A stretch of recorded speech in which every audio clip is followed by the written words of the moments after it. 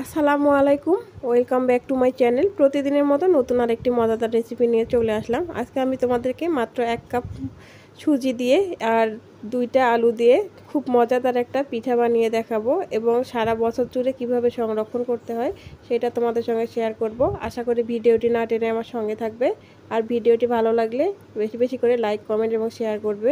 তো তোমরা একবার বাসায় তৈরি না করলে বিশ্বাসই করতে পারবে না, মাত্র কয়েক সেকেন্ডে তৈরি করে নিতে পারো এই মজাদার পিঠাটি। তো মাত্র 30 সেকেন্ড হাতে থাকলেই কিন্তু তৈরি করে নিতে পারবে এই পিঠাটি। তো কিভাবে, চলো সেটাই তোমাদের সঙ্গে শেয়ার করব। আশা করি ভিডিওটি না টেনে আমার সঙ্গে থাকবে। আর ভিডিওটি ভালো লাগলে বেশি বেশি করে লাইক, কমেন্ট, শেয়ার এবং সাবস্ক্রাইব করে দেবে। তো চলো বন্ধুরা, তোমাদেরকে আমি দেখিয়ে দিই কিভাবে এই মজাদার পিঠাটি বানাতে হয়। তো দেখো, এখানে আমি 4টা ছোট সাইজের আলু নিয়েছি। তোমরা এখানে একটা বড় সাইজের অথবা 2টা বড় সাইজের আলু নিতে পারো। তো আমি ছোট আলুগুলোর জন্য 4টা নিয়েছি। আর এখানে 1 কাপের একটুখানি কম সুজি নিয়েছি। তো সবার আগে এই সুজিগুলো এই ব্লেন্ডারের জারে করে আমি গুঁড়ো করে নেব। তো অবশ্যই কিন্তু এই পিঠাটা বানানোর জন্য ব্লেন্ডারের জারে অবশ্যই কিন্তু সুজিটা কিন্তু গুঁড়ো করে নিতে হবে। আর এইদিকে দেখো, আমি আলুগুলো ম্যাশ করে নিচ্ছি হাতের সাহায্যে। খুব ভালোভাবে কিন্তু হাতের সাহায্যে আলুগুলো ম্যাশ করে নিতে হবে, যেন ছোট ছোট লাঞ্চ না থেকে যায়। দেখো, হাতের সাহায্যে কিন্তু খুব সহজেই আমি আলুগুলো ম্যাশ করে নিচ্ছি।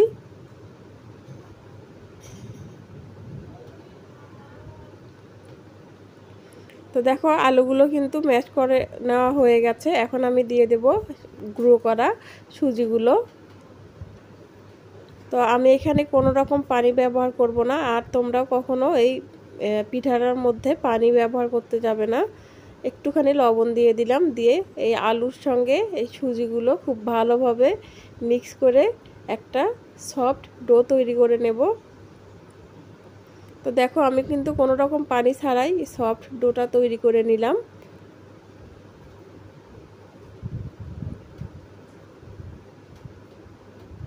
তো আমার ডোটা তৈরি করা কমপ্লিট হয়ে গেছে। এখন আমি একটা সিরিজ নিয়েছি।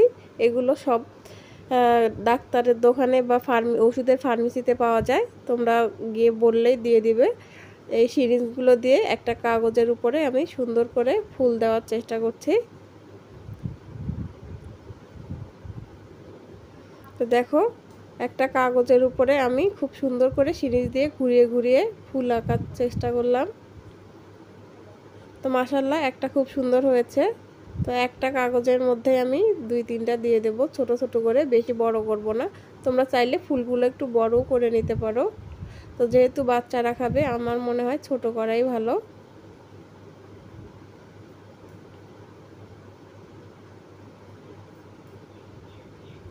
তো দেখো, মাশাআল্লাহ, আমার কিন্তু অলরেডি 4টা পিঠা তৈরি হয়ে গেছে। এখন আমি একইভাবে বাকি পিঠাগুলো তৈরি করে নেব।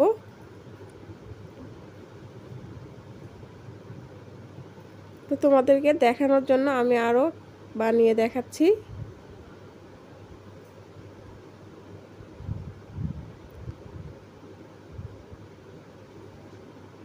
তো বন্ধুরা দেখো, আমার কিন্তু অনেকগুলো পিঠা বানানো কমপ্লিট হয়ে গেছে।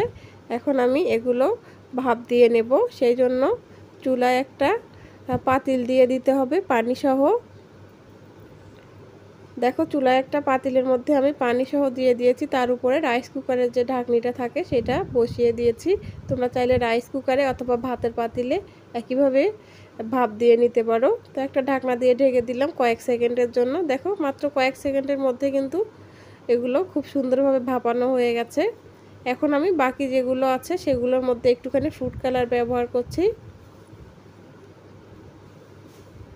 তারপর সিরিজটা উল্টা করে একটুখানি চাপ দিয়ে ধরলেই কিন্তু চেপে চেপে এই হচ্ছে ডোগুলো উঠে আসে। তো দেখো, আমি ফুড কালার দিয়েও তোমাদেরকে কয়েকটা পিঠা বানিয়ে দেখাচ্ছি।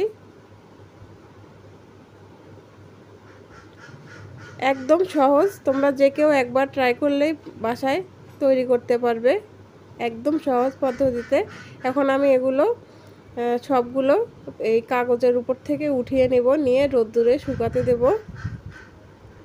দেখো খুব সহজেই কিন্তু উঠে আসছে। আমি কিন্তু কাগজে কোনো রকম তেল ব্যবহার করি নাই, তারপরেও কিন্তু খুব সুন্দরভাবে উঠে আসছে।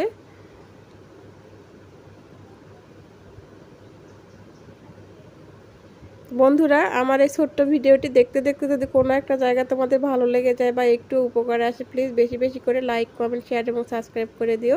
তো দেখো পুরো একদিন আমি রোদের মধ্যে দিয়ে শুকিয়ে নিয়েছি। তোমরা এইভাবে সারা বছর জুড়ে সংরক্ষণ করে খেতে পারো কিন্তু এই পিঠাগুলো। আর যখন খুব বেশি দিন হয়ে যাবে তখন কিন্তু একবার রোদ্দুরে দিলেই হয়ে যাবে। তোমরা সারা বছরের জন্য এইভাবে সংরক্ষণ করে রাখতে পারো। তো এখন আমি তোমাদেরকে তেলে ভেজে দেখাচ্ছি। দেখো তেল গরম হয়ে গেছে। এই পর্যায়ে কিন্তু চুলার আঁচটা মিডিয়াম রাখতে হবে। এখন আমি এক এক করে বেশ কিছু পিঠা তোমাদেরকে ভেজে দেখাচ্ছি। তোমরা তো অনেক রকমের পিঠা বানিয়ে খেয়েছো, তো আমি রিকোয়েস্ট করব একবার হলেও বাসায় এইভাবে ট্রাই করার জন্য। আশা করি তোমাদের ভালো লাগবে। একদিন বানিয়ে খেলে রোজ রোজ বানাতে যাবে। খুব সহজ পদ্ধতিতে তোমাদেরকে দেখানোর চেষ্টা করেছি।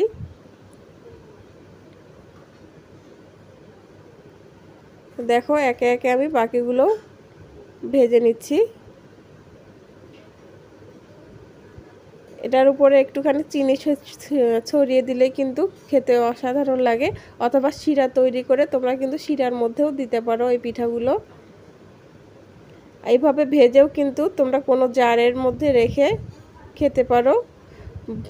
সপ্তাহের পর সপ্তাহ ভেজে রাখলে কিন্তু ঢাকনাওয়ালা জারের মধ্যে রেখে দিলে কিন্তু তোমরা অনায়াসে অনেক দিন খেতে পারবে।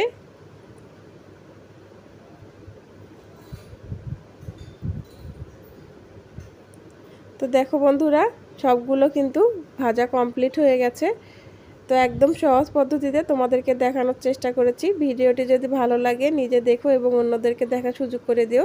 তোমাদের সুন্দর সুন্দর কমেন্ট আমার পরবর্তী ভিডিও দেওয়ার জন্য অনেক অনেক উৎসাহ জাগায়।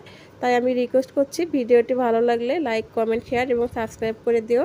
আর যারা নতুন বন্ধু আজকে ফার্স্ট টাইম আমার ভিডিও দেখছো, এইরকম সুন্দর সুন্দর ভিডিও সবার আগে পেতে হলে চ্যানেলটি সাবস্ক্রাইব করে অল নোটিফিকেশন অন করে দিও। তো আজকে এই পর্যন্তই। সবাই ভালো থেকো, সুস্থ থেকো। আল্লাহ হাফেজ।